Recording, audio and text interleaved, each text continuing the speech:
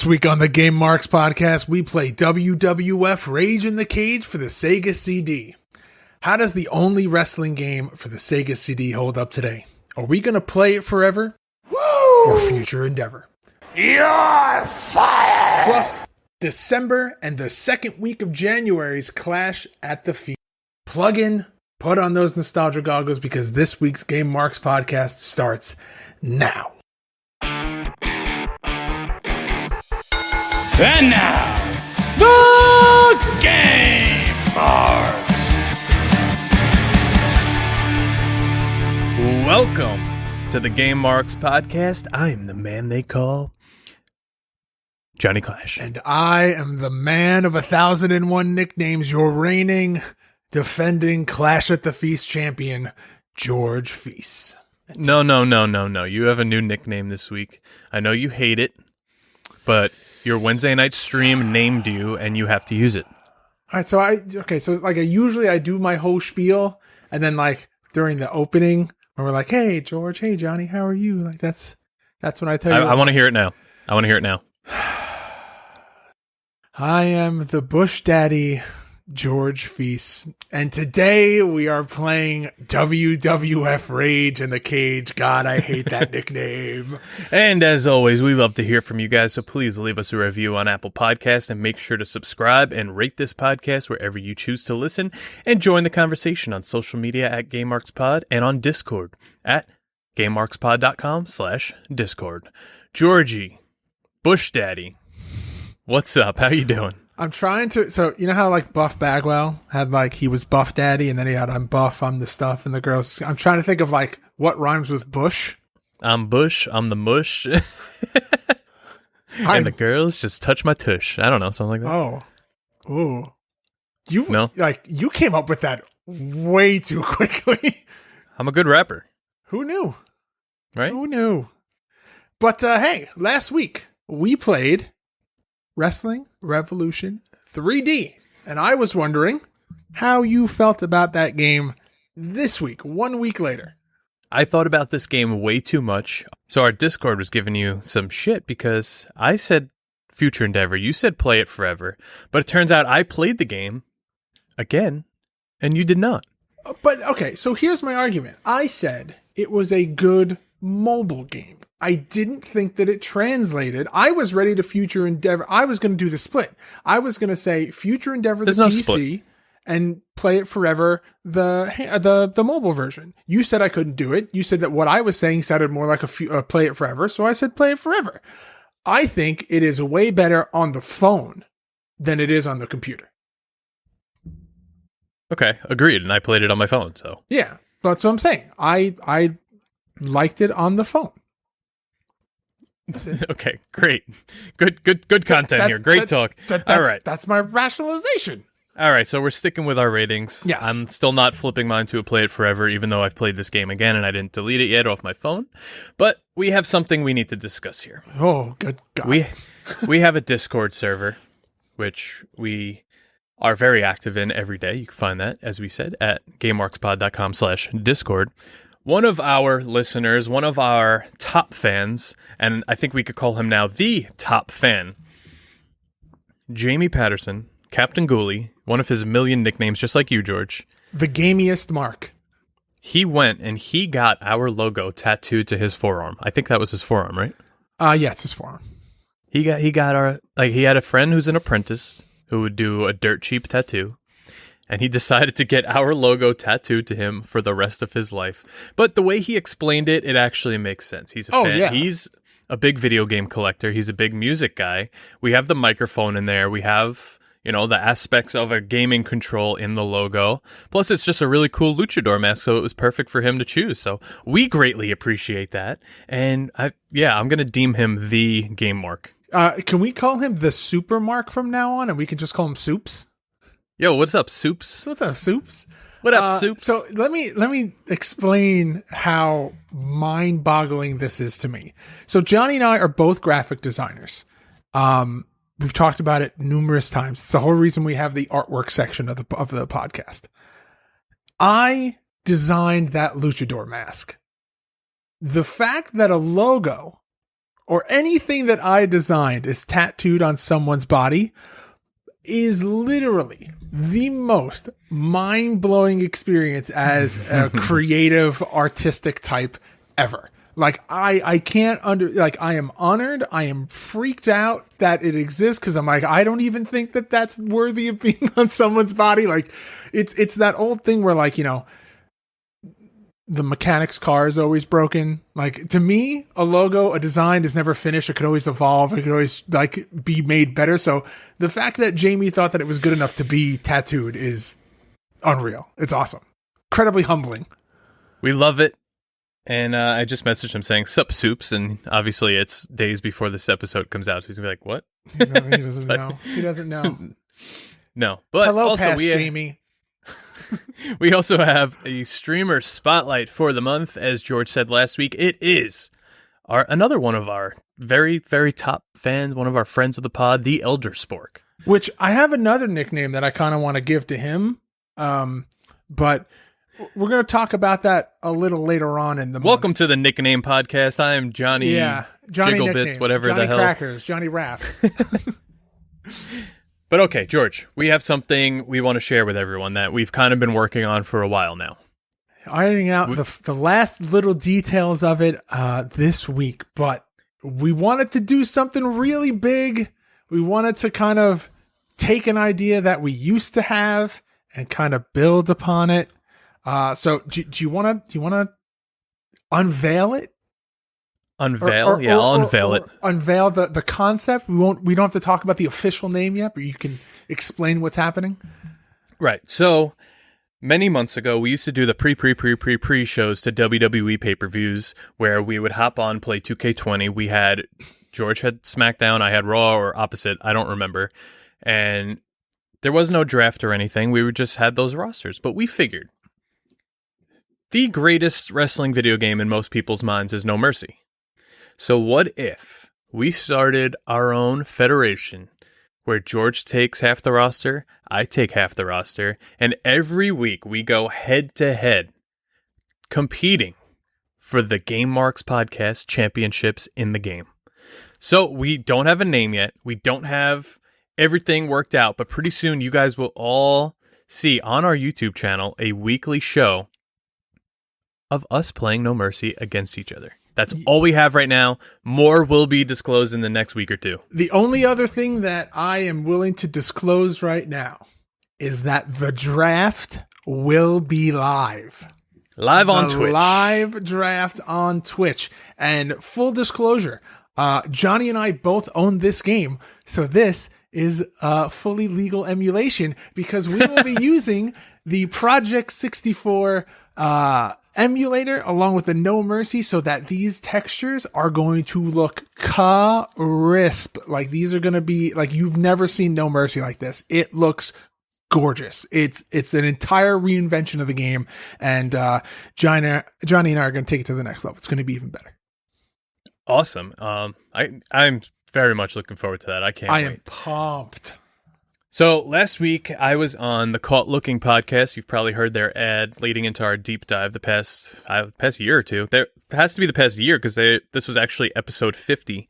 We talk all about collecting. We talk about collecting video games. So check that out if you're into the collecting aspect. They know everything there is to know about baseball cards and baseballs and all that. It was a really fun time. So hey, check that out if you can. Little birdie told me that something in the future might be happening with the buddies over at the Caught Looking podcast.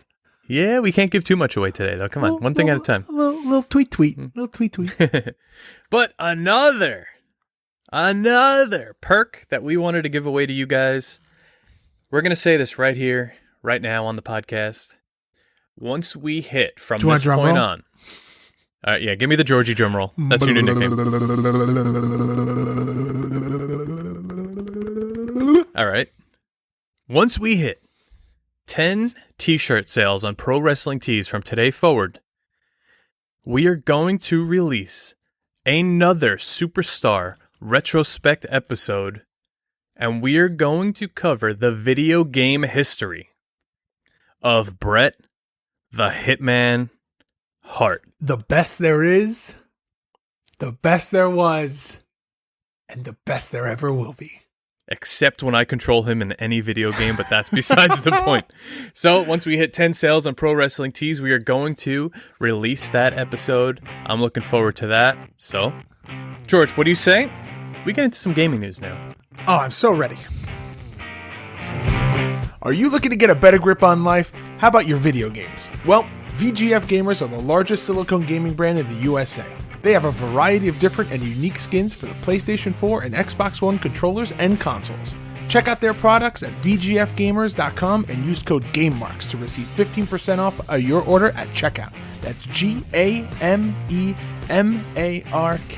at checkout. VGF Gamers. Better grip, better style.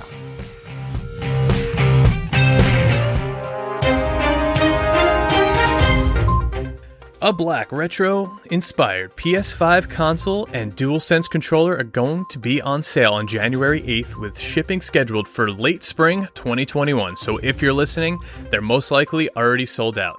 The design reflects the look of the iconic PS2, which remains the best-selling PlayStation console to date, with 155 million units sold worldwide. The striking makeover is being handled by the Supers team and isn't officially affiliated with Sony, so good luck with any warranty issues. When Hitman 3 releases later this month, the game will feature persistent shortcuts that players can discover and take advantage of.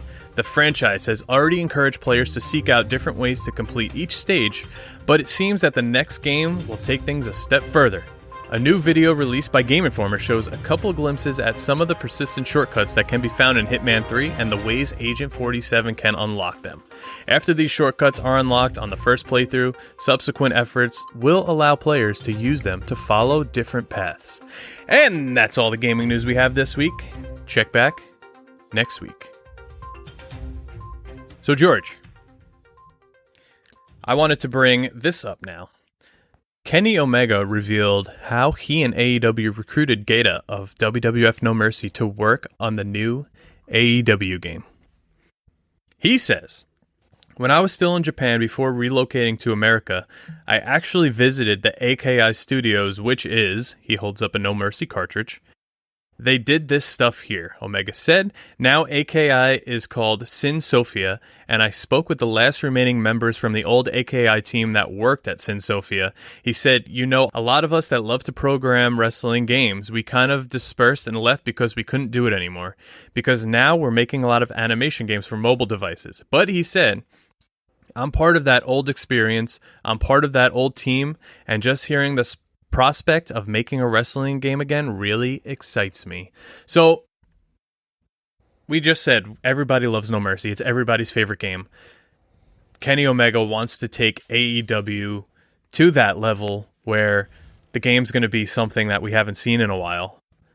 It sounds like Gaeta and the whole team are on board for making this one of the greatest wrestling games we're going to see in a while.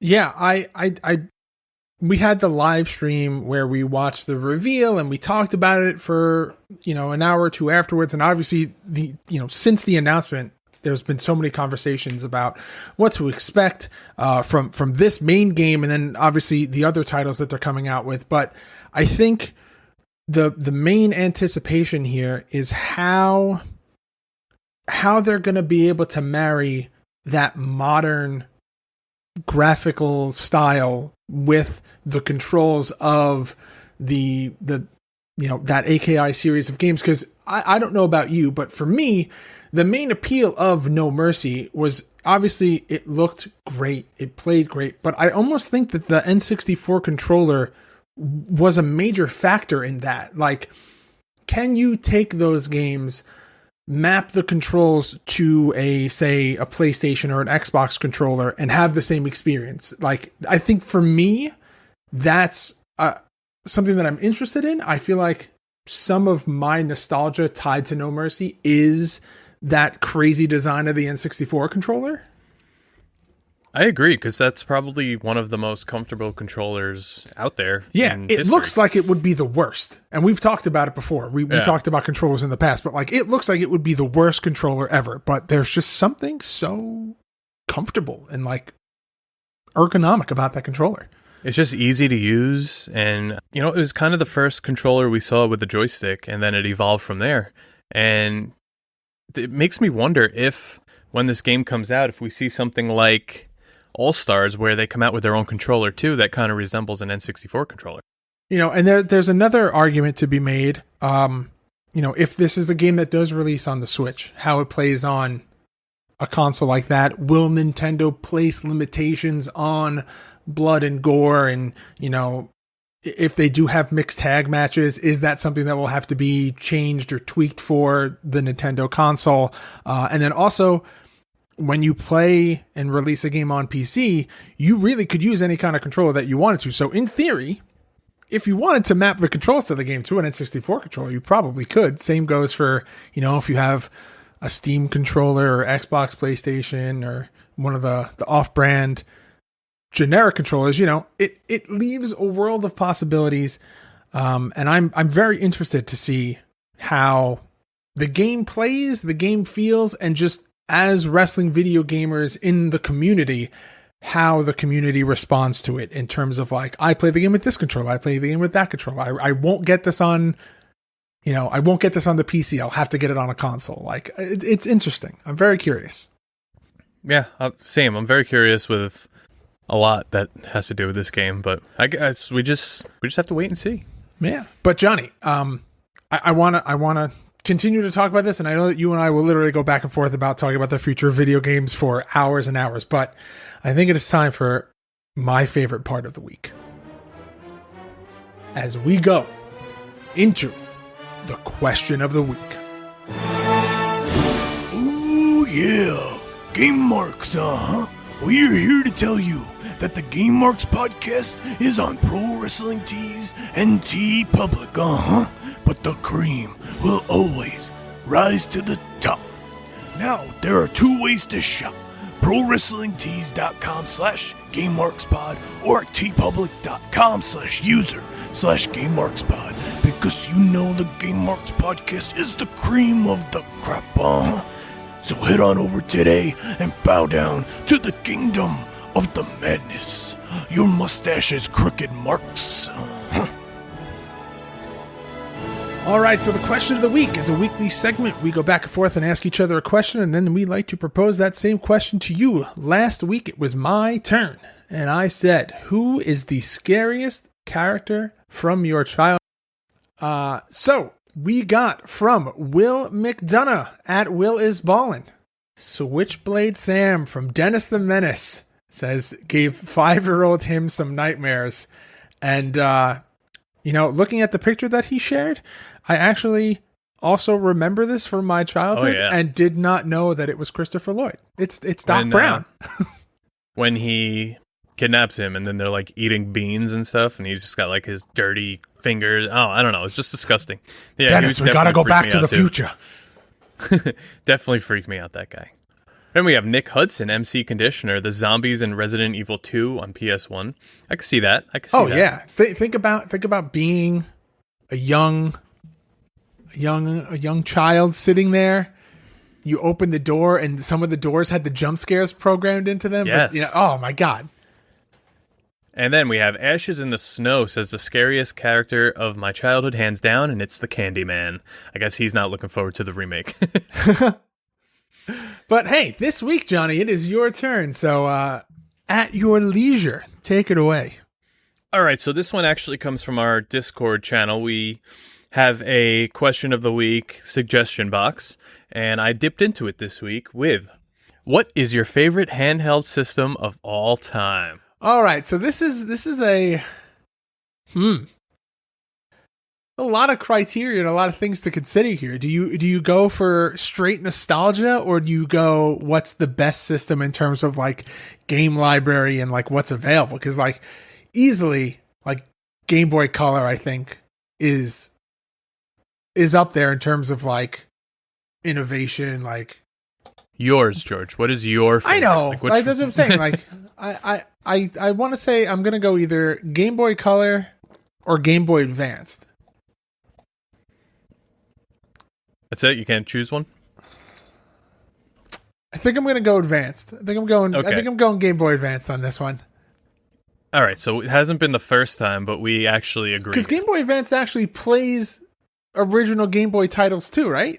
Exactly. So you can play the Game Boy Color games on there also. I had, I think, every Game Boy, the original, the Color, the Advance, the DS up until then. And it was just the most user-friendly. It had the best games. I loved the Rayman Advance. That was my favorite game. Tony Hawk Pro Skater 2. It played pretty damn good on it. Yeah, I'm going Game Boy Advance hands down. And then you had like Pokemon Gold and Silver. Yeah, and honestly, cool. even if you wanted to, you could go back and play the older ones too. Yeah, Road to WrestleMania. Yeah. Once I got the DS, though, I only had a handful of games. I wasn't that into it. I shared this with our Discord channel also. I had a PSP, and I had like my 80s Hulk Hogan backpack for some reason. I was using in college for like a week because it was funny to be cool, I guess. I don't know. And my friend was on a bench, and I like threw it to him, and he missed it. And my PSP was in there, so smash. No, that's not so good. the screen smashes, and I bring it home, and my dad's always been good at like tech stuff. I mean, up until the newer tech, and like fixing like the inside of TVs and whatever. So we ordered a new like screen on eBay, and he put it together, but for some reason, if I was playing GTA and I left it on too long, the screen would like fade, and it would be like transparency like 50. So I wasn't able to. I wonder have if that's it like a go temperature into, thing. Like maybe it was like overheating. I don't know, but if I didn't put it in like screensaver mode and I just kept it on, it would be fine. So I'm not sure what the deal was, but I traded it into GameStop. Like obviously they just turned it on like, yep, it works. Yeah. And that's it. And I got the DS there. Huh. What was the Game Boy that folded? Was that the Pocket? DS. No, DS because no. So there was the DS that had the two screens, and then there was like the original one. It was just the regular Game Boy, but the controls were on the bottom and the screen was on the top, and that folded. There was the Game Boy Advance SP that folded, I think. Maybe that's what I'm thinking of. Yeah. It's just a Game Boy Advance, but it looks like a wallet, kind of. Yeah. Oh, yeah, that's it. Game Boy Advance SP. SP. I like that one a lot. I always thought that was cool. That was like the beginning of like, everything was going flip. Like cell phones were flip. Like the Nokia brick, as durable and strong as it was, like that was on the way out. And then they started having like, give me the Razor. The Razor was coming out and stuff like that. So like I remember that specifically being like, oh, this is so tiny. Like I could just like put it in my pocket and like no one knows. And like you go to school, you're sitting in the cafeteria, you like pop open, you're like, no, this is just it's nothing. It's definitely not a video game system. What are you talking about? It's so tiny and small. This couldn't be a video game system. I definitely love just handheld. Like the biggest part of me growing up, probably video game wise, were the handheld systems. Yeah. Because I had so many of them. I would bring them everywhere. Like Christmas morning to me is opening that new Game Boy game and then bringing it to like wherever I was going that day. It was just so much fun. So follow-up question now to piggyback off of your question. Would you own a handheld in 2021? Would you go out and get, the new, not necessarily the Switch, but I would get probably not a Switch, but I would get, I don't know, if there was like a new Game Boy or something, I would probably do that. Yeah. Like, cause there's obviously like the Vita is out, has been out, the PSP, like, did you own any? Just the PSP, like I said, until it broke, but I only had like the SmackDown vs. Raw that came out for it and GTA. I think those were my only two games. Okay. So I didn't have it very long. All right, this was a good question. It spawned a big conversation. This was good. But we're going to jump into the deep dive right now. But before, I think we should talk about the newest sponsor of the show, Johnny. Let's hear about our brand new sponsor, Georgie. Are you sick of drinking the same old boring coffee with the same old boring flavors? Well, Marks, it's time for you to check out Bones Coffee Company.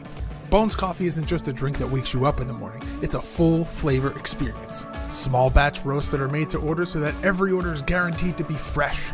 Unbelievable, all-natural flavors in every single bag. Some of our favorites are blueberry, paradise pie, and chocolate raspberry.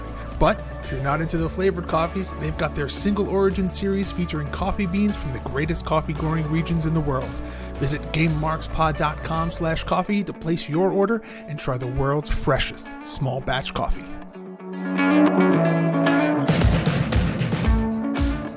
All right, Johnny, so you and I both huge coffee drinkers. So this is 3 cups today. This was an unbelievable and an easy pickup for both of us. So Bones Coffee is now the newest sponsor of the Game Marks podcast. And if you're not familiar with them, man, they have some of the most outrageous and unbelievable flavors of coffee, but they're all naturally flavored. There's no like artificial flavorings or anything like that. So they have one.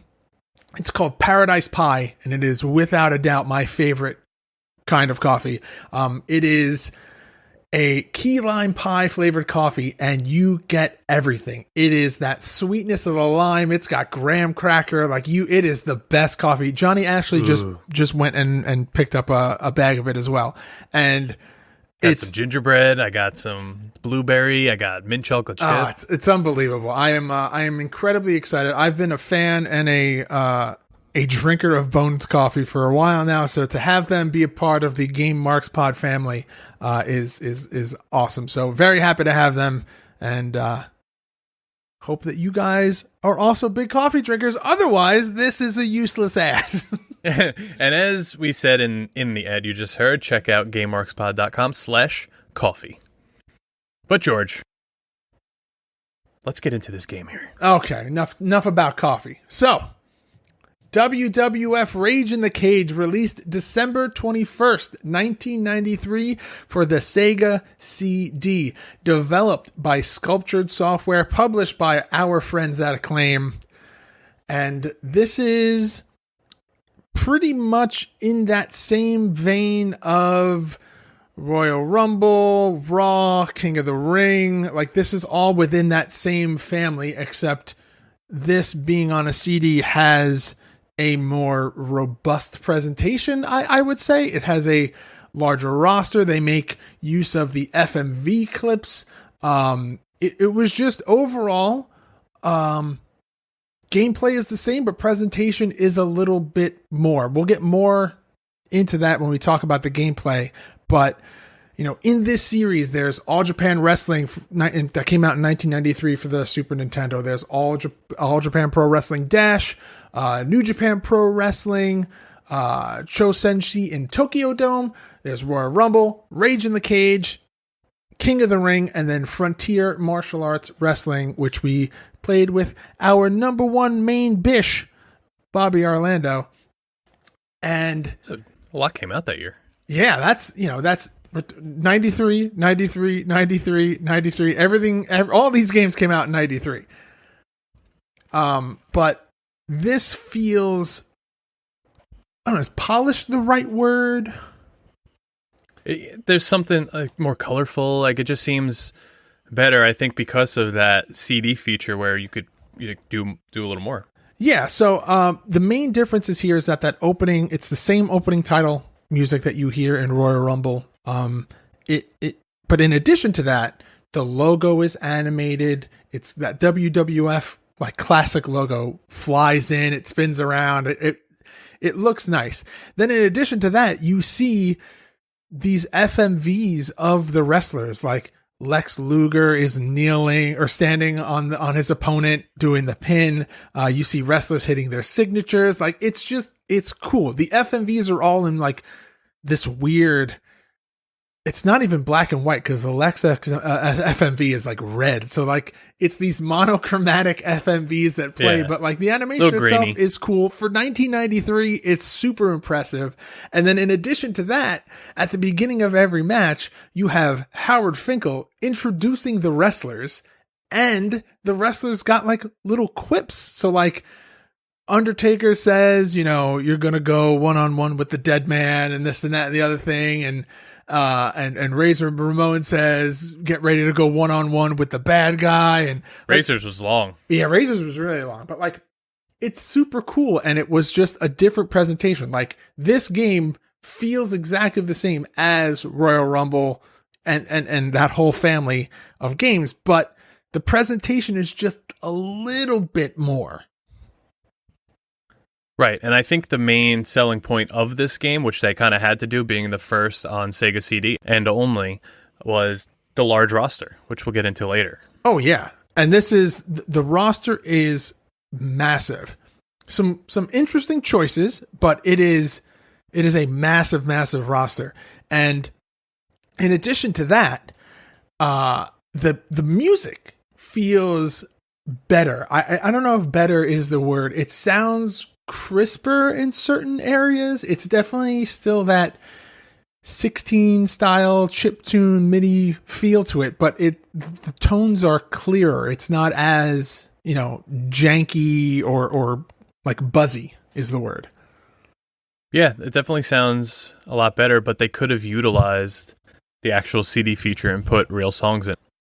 Yeah, that's true. That is absolutely true. Now, the other thing I don't know is if maybe full songs in that format, maybe you couldn't get the full song, because these songs go on for a while. So maybe a MIDI chiptune 16-bit song, you can fit more of it in that format. That's true. Yeah, that's true. Actually, you discovered something, and you sent it to me if we want to play that here. Yeah. Of what happens when you... Explain it. So if you take the Sega CD and you were to put it in your, let's say, your Sony Walkman or your JVC Kaboom box or whatever CD player you have at the time, this, right now, what we're going to play is what you would hear. We're sorry. This disc is not intended for audio playback. It has been manufactured for use on the Sega CD system only. If you have played this recording in error, then please choose CD-ROM now. So that's very interesting. I don't think, usually you just get nothing. Like you take a PlayStation 1 disc, you put it in a CD player. Some of them actually had soundtracks on, which were super cool, but for the most part, it was just nothing. You would get like an error sign or the error message. But this actually, the Sega CD actually goes, hey, I know that you want to play this, but you can't. Like, it's actually a game CD, so pop it back in. So in terms of the gameplay, this feels and moves and plays the exact same as Royal Rumble Raw. Kicks, punches, grapples, the running attacks, or you get, your drop kick, shoulder block, things like that. You could do your move off the top. Certain wrestlers can do their signatures or their finisher moves off the top rope. Yeah, I mean, depending on the match type, you can also get like eye gouges and chokeholds. If you're doing the brawls, check out Clash at the Feast at youtube.com/GameMarksPod for the amount of insane chokeholds that Johnny and I had in the Clash at the Feast for this game. There's a referee that could be knocked down. It's the same animations that you get in Royal Rumble. To me, that is one of my favorite animations ever. The referee, when he goes down, looks dead. He looks like he just got the absolute shit kicked out of him. And it's Earl Hebner after taking a slap. Oh my God. It is like the biggest bump in the game. And then he gets up and he's like wobbly and he like looks like he's rocking back and forth. It's so overly dramatic and so cartoonish that it's just the best. Yeah. And let's get into the game types here, because obviously this game is called Rage in the Cage. So obviously there's a cage match, and it's one of the first wrestling games to actually have a cage match, and you actually win also by exiting the cage, which we didn't figure out for a while. We thought it was classic pin and submission, but they actually added a feature where you could escape the cage. So that was cool. So the exhibition modes can be done single player or multi. There's a one fall match, which is a standard win by a pinfall or submission. There's a brawl, as George said, where there's no ref, no count out, and illegal moves can be done at all times. Now, the thing is, we exited the ring, there's no weapons anywhere. So unlike Raw and Royal Rumble, there's no chair, there's no ring bell, you can't actually hit with a weapon, and the match only ends when a wrestler loses all of their energy.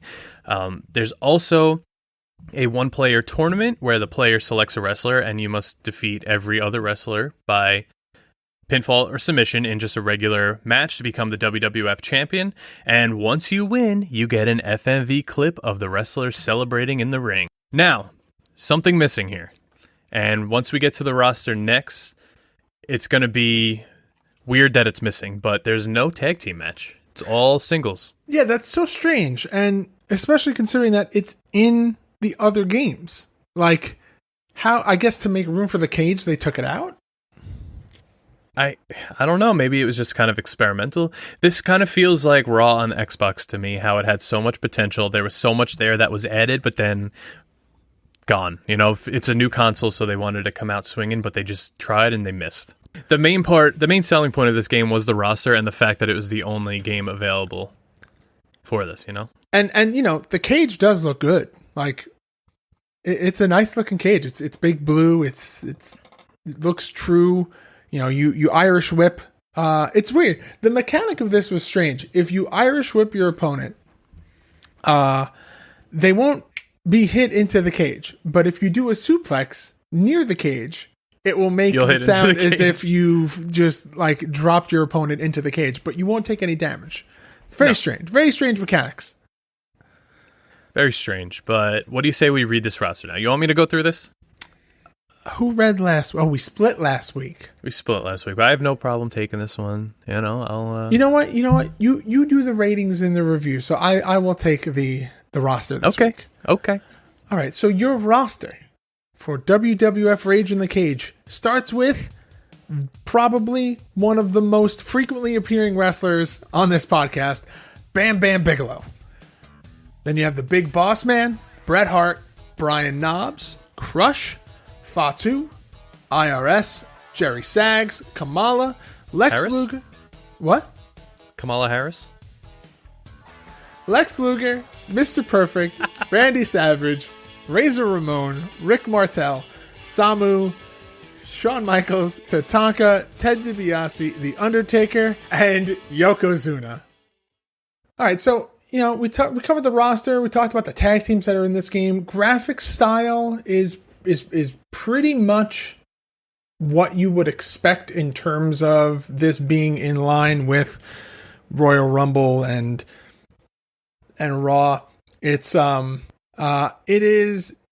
same excellent sprite models. The animations are still super clean. You have who is it? You have Gorilla and Bobby Heenan sitting outside doing commentary, absolutely losing their mind.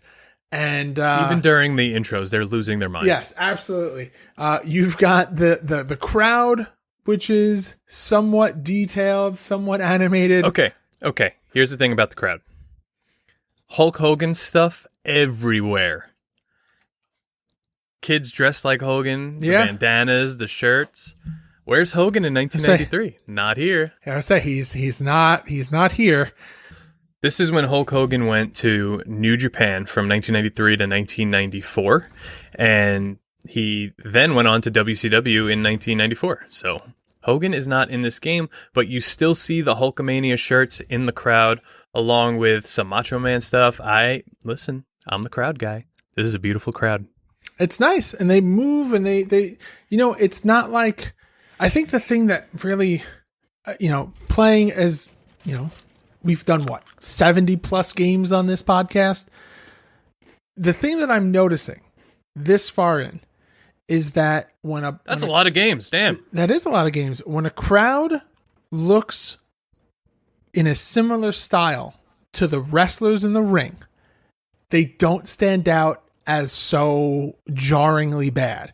But when you've got beautiful detailed wrestlers in the ring and cardboard cutouts in the stands, it is the most unbelievably noticeable thing in the world.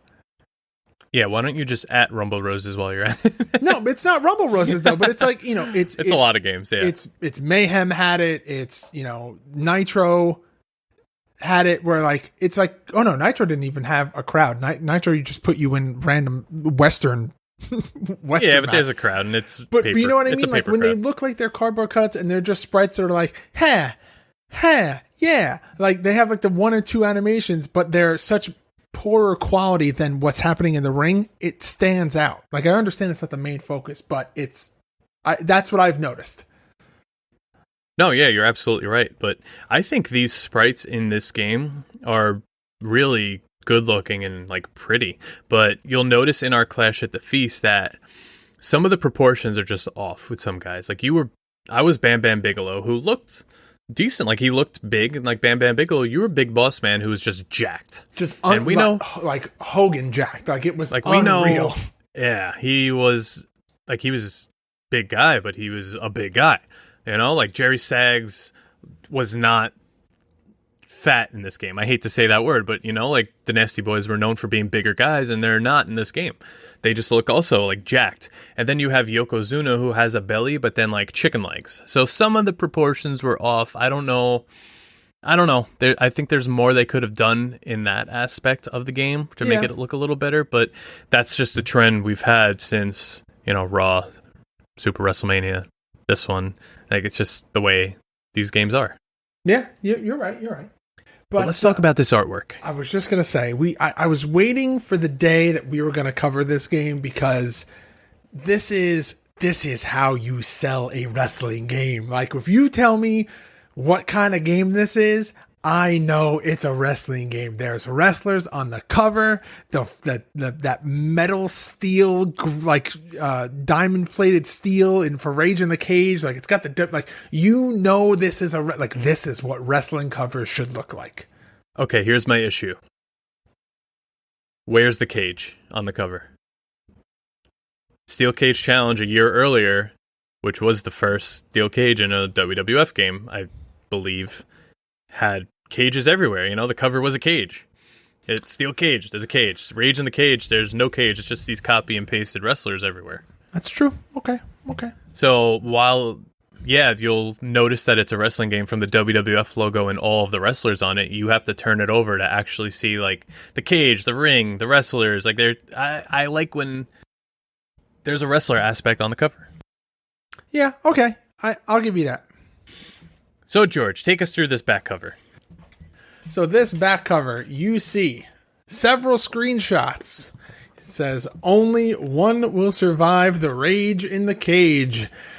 And then you see Mr. Perfect getting... See, this is weird.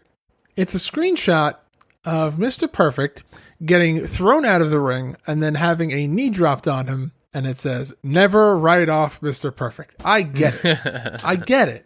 Because it's IRS and Mr. Perfect. But that makes it seem like you should be seeing some kind of comeback. Yeah, agreed.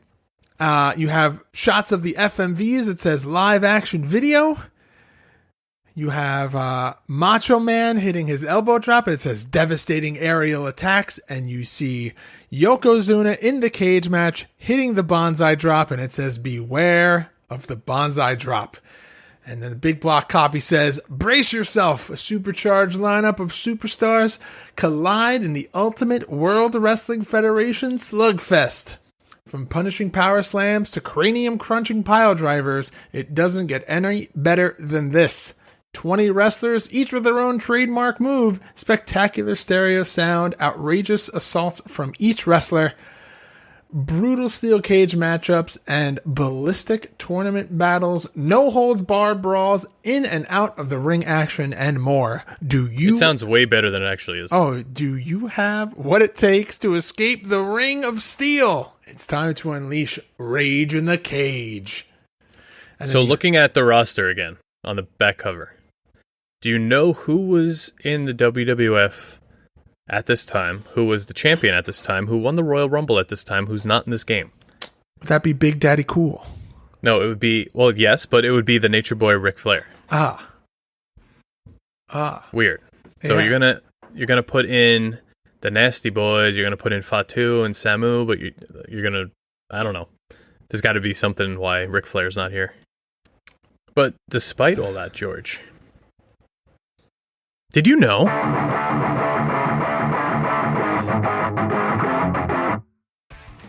Did you know, despite having 3 tag teams in the game, the Nasty Boys, Money Inc., and the Head Shrinkers, this game features no tag team mode. Speaking of the Head Shrinkers, did you know this game marks That's funny. That's funny. Speaking of the head shrinkers, this game marks the debut of Hall of Famers Rikishi in wrestling video game. Did you know Rage in the Cage used on eBay is listed around $30 to $40? A brand new version is not listed, though the Mega CD version new is listed at $130. So, Johnny, what is a Mega CD? So the Mega CD was the same thing as a Sega CD, just it was released outside of North America and Brazil, and it actually comes in more of like a CD case rather than the long Sega style. All right.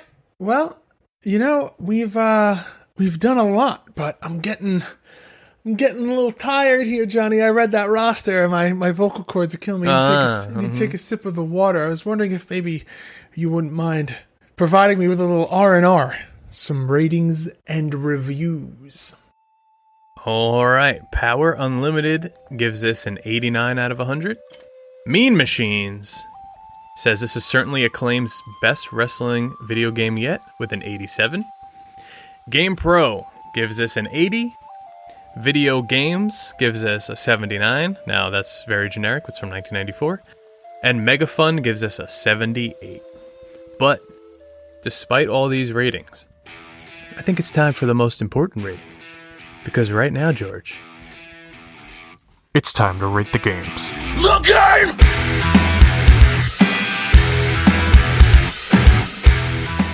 All right, Johnny Clash. WWF Rage in the Cage. Will you play it forever? Woo! Or future endeavor? You're fired! So between Raw and Royal Rumble, not the best games. This one could be the same, but there's like always that thing that pulls you back in no matter which one it is. Like, I do like this whole series, and I don't see a reason to not play it again, so I'm going to say play it forever, and I think it's the roster that keeps me coming back to this one. Woo! Okay. But what about you? Play it forever. Woo!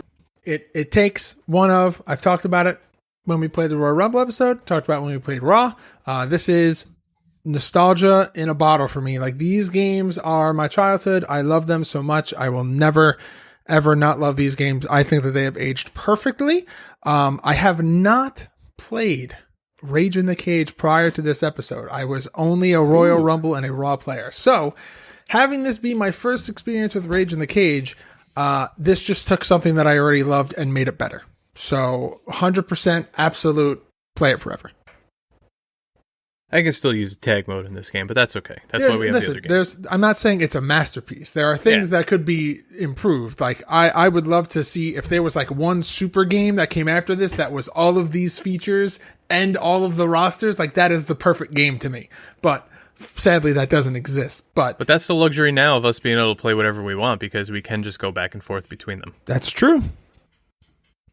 But, Johnny, would you be so kind as to walk us through both Clash at the Feasts? Because we are going to talk about the December Clash at the Feast and this week's Clash at the Feast. What's up, Game Marks Podcast? This is Danny Tancredi, and I'm here with my brother Johnny Tancredi, and together we are the Cult Looking Podcast. Each week we bring to you the latest news and reviews on all things baseball collectibles. From baseball cards and memorabilia to bobbleheads and stadium giveaways, each episode will discuss the newest products to hit the shelves of your local card store and your favorite ballparks around the country. Be sure to be following us on Instagram at The Cult Looking Podcast and on Twitter at CultLookingBB. New episodes drop every Friday, so be sure to tune in wherever great podcasts like this one are available. The Cult Looking Podcast. Don't get caught looking, start collecting.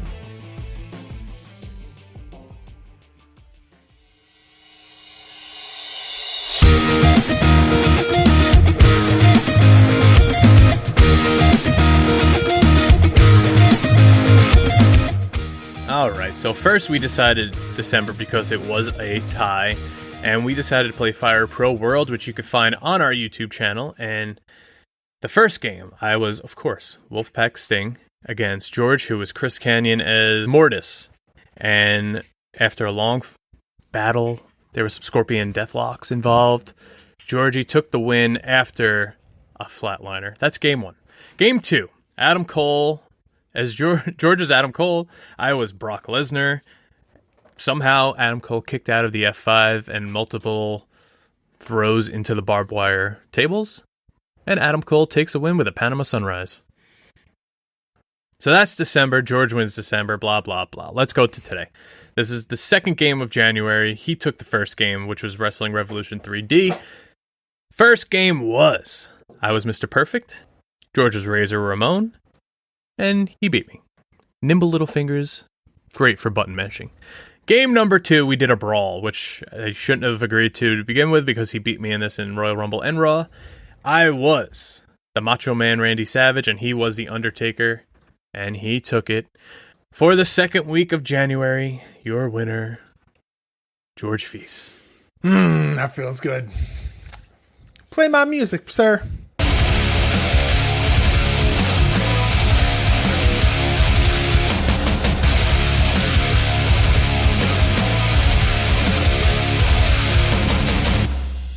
All right. I knew you would take this week's game because you're just better at the button mash. And nimble little Georgie Nimble Fingers, remember? But why don't you tell everybody what we're playing next week? All right, so we're gonna do something different here next week. We're gonna play a prototype, an unreleased prototype. John Cena? Yes, we're going to play the prototype. So in 1989. Way back in the life of the Famicom and the NES, there was a prototype for a wrestling game that was titled Universal Wrestling Corporation, or UWC. And it was developed by Thinking Rabbit and published by SETA. SETA. Now, this game went unreleased. It features the likeness of many, many wrestlers at the time, the Road Warriors, Ric Flair, Sting. You know, we're going to cover all of the wrestlers in this game next week. But in 2019, the ROM of the prototype was released. So next week, we will be playing the UWC prototype video game for the Nintendo Entertainment System. All right. So I guess we really aren't done with WCW games. Ah. So why don't you take us home? All right. Take me home, Georgie. That's going to do it for us this week on the Game Marks podcast. Please check out our Pro Wrestling Tees store at prowrestlingtees.com/GameMarksPod. Remember, if we sell 10 t-shirts, we'll be doing that video game retrospective of Bret Hart. It is currently the best way besides listening to support the podcast, and be sure to follow us on all forms of social media at GameMarksPod. Leave us a review and a rating on Apple Podcasts and subscribe to wherever great podcasts can be found. And do not forget to come and hang out with me every Wednesday for your Wednesday night main event, twitch.tv/GameMarksPod. Thanks for hanging out with us this week. Wear your mask, wash your hands, social distance. Johnny, Clash, say goodbye. I'm actually going to drum roll you for this. Game over, Marks. Game Marks Podcast, put them on the radar. Playing rare games, Sega Saturn, no Game Shark. Johnny and George work hard and they play hard. Future endeavor games and put them in the graveyard. From the deep dive to the clash at the feast. How can I get more? That's question of the week. Follow on Twitch, there's nothing that they won't play. Game Marks Podcast every single Monday.